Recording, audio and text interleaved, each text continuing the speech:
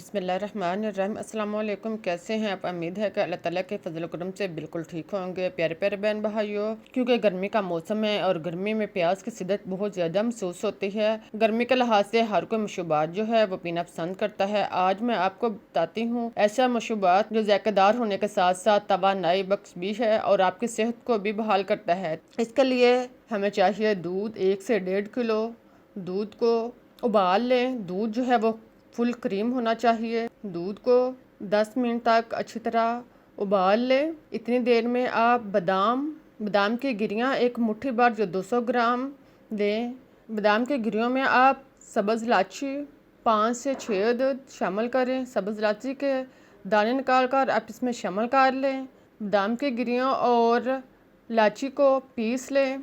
इसका पाउडर बनाने के बाद इसको एक साइड पर रख दें। आप दूध जो कि हमने बॉईल करने के लिए रखा हुआ था वो तकरीबन 10 से 15 मिनट तक अच्छी तरह बॉईल हो गया है। इससे दूध गहरा और जायकेदार हो चुका है। अब इसमें ज़ाफ़रान एक चुटकी शामिल करें और इसको दूध में अच्छी तरह मिक्स करें। साथ में आप इसमें चीनी टेस्ट के मुताबिक या 1 कप यूज़ कर सकते हैं। चीनी डालने के बाद इसको मिक्स करें और इसको खूब 5 से 7 मिनट तक पकाएं। अब इसमें बादाम का पाउडर, बादाम हमने ग्राइंड करके रखे हुए थे, इनको शामिल करें और 3-4 मिनट तक इनको पकने दें।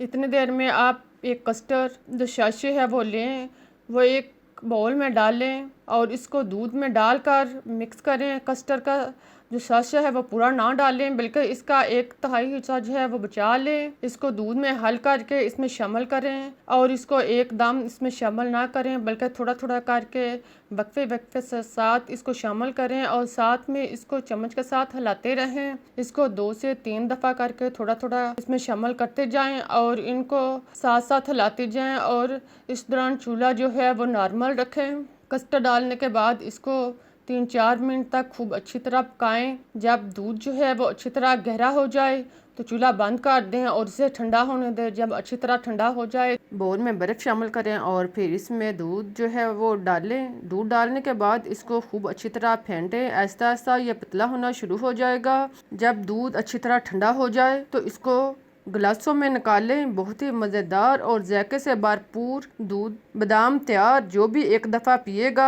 वो आपसे बार बार मांगने पर मजबूर होगा। गिलासों में डालने के बाद इसमें ज़ाफ़रान और कटे हुए बादाम जो है वो लगाएं और पीने के लिए पेश करें। आई होप कि आपको मेरी रेसिपी जो है पसंद आई होगी।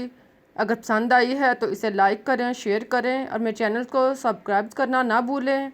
मुझे इजाज़त दें, मैं फिर मिलूँगी एक नई रेसिपी के साथ। तब तक के लिए अल्लाह हाफिज़।